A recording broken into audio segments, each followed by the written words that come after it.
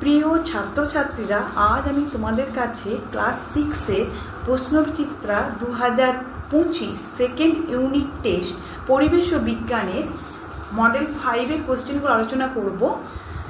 একের দাগের একে আছে, দেখো, উদ্ভিদের বৃদ্ধি মাপার যন্ত্রের নাম হলো A thermometer, B auxanometer, C stethoscope, D telescope. উত্তর হবে বি অক্সানোমিটার। দুয়ের দাগের তড়িৎ প্রবাহের একক হলো A ampere, B kelvin, C candela, D metre. উত্তর হবে এ অ্যাম্পিয়ার। তিনের দাগের প্রাকৃতিক গ্যাসের প্রধান উপাদান হলো A methane, B oxygen, C hydrogen, D nitrogen. উত্তর হবে এ মিথেন।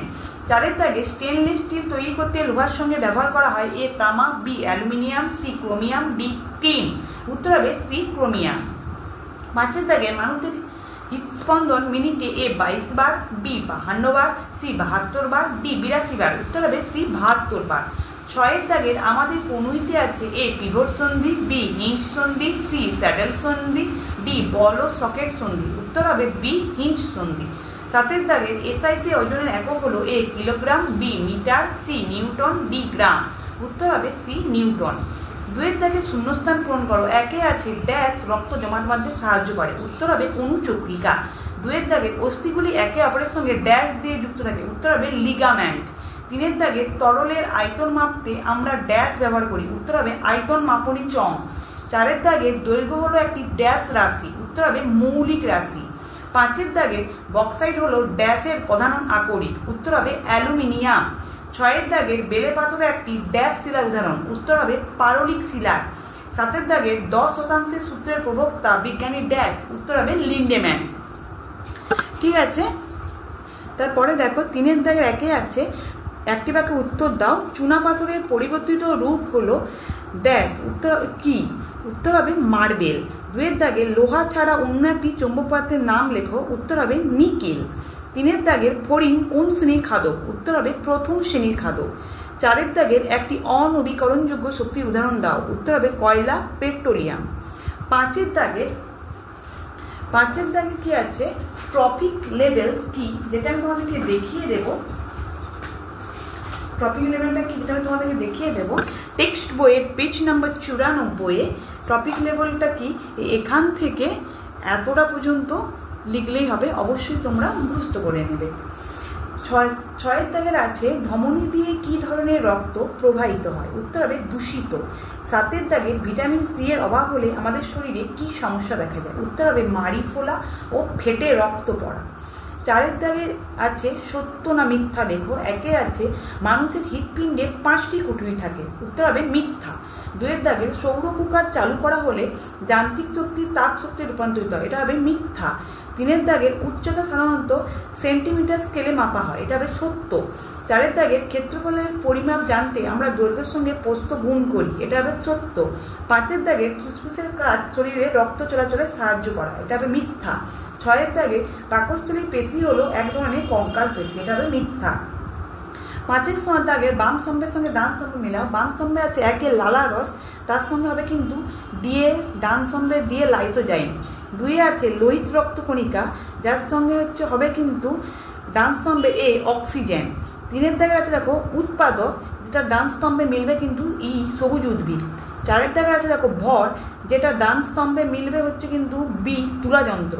পাঁচে আছে পেট্রোলিয়াম, যেটা কিন্তু ডান স্তম্ভে মিলবে এফ জীবাশ্ম জ্বালানি। ঠিক আছে, তারপরে দেখো ছয়ের দাগে আছে সংক্ষিপ্ত উত্তর দাও। একে আছে ঝামা পাথর ছিদ্র দেখা যায় কেন? এটা আমি তোমাদেরকে দেখিয়ে দেবো। টেক্সট বইয়ে পেজ নাম্বার 55-তে এই যে ঝামা পাথরে কেন ছিদ্র দেখা যায়,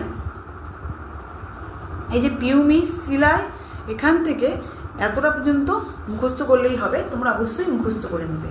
তারপরে দেখো সৌরদিন কি, যেটা আমি তোমাদেরকে দেখিয়ে দেব। পেজ নাম্বার টেক্সট বইয়ের পেজ নাম্বার 69-এ যে সৌরদিন কি, এটা এখান থেকে এতটা পর্যন্ত লিখলেই হবে। ঠিক আছে, তারপরে দেখো খাদ্য শৃঙ্খলটি সম্পূর্ণ করো। প্রথমে হবে ঘাস, ঘাসকে খাই কে? ঘাস করি। ঘাস করিকে কে খায়? ব্যাং, ব্যাংকে খায় সাপ, সাপকে খায় ময়ূর। চারের দাগে দেখো কি আছে, দুটি সাবস্পেসির নাম লেখো। উত্তর হবে মধ্যচ্ছদা, আরেকটা হবে ইন্টারকস্টাল পেশি। ঠিক আছে, তারপরে দেখো ফসিল বা জীবাশ্ম কিভাবে তৈরি হয়? যেটা আমি তোমাদেরকে দেখিয়ে দেবো ফসিল বা জীবাশ্ম কিভাবে তৈরি হয় না। রায় মার্টিনের সহায়িকাতে পেজ নাম্বার 124-এ এই যে জীবাশ্ম জ্বালানি কিভাবে তৈরি হয় দেখো আছে, এটা লিখলেই হবে।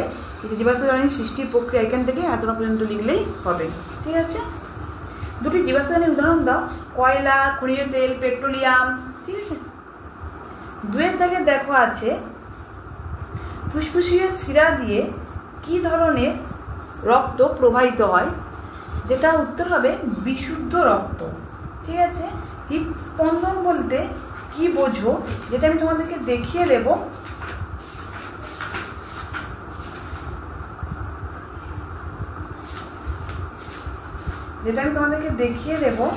হৃদস্পন্দন বলতে কি বোঝো। রায় মার্টিনের সহায়িকাতে পেজ নাম্বার 228-তে এই যে হৃদস্পন্দন কাকে বলে এখান থেকে এতটা পর্যন্ত লিখলেই হবে, ঠিক আছে। তারপরে দেখো বলছে রক্তের কাজ কি, যেটা আমি তোমাদেরকে দেখিয়ে দেবো। রায় মার্টিনের সহায়িকাতে পেজ নাম্বার 230-এ যে দেখো 13 দাগের কোশ্চেন, রক্ত অনেকগুলো কাজ আছে এখানে, 1 2 3 4, এই পাশে আবার আছে দেখো 5 6 7 8, তোমরা অবশ্যই কিন্তু মুখস্থ করে নেবে, ঠিক আছে। তারপর 3-এর দাগে দেখো বাঁধের তলদেশ সবসময় চওড়া করা হয় কেন, যেটা রায় মার্টিনের সহায়িকাতে পেজ নাম্বার 212-তে যে বাঁধের তলদেশ চওড়া করা হয় কেন এখান থেকে এতটা পর্যন্ত লিখলেই হবে। আমি এটা আগেও দেখিয়েছিলাম, আবারও দেখিয়ে দিলাম।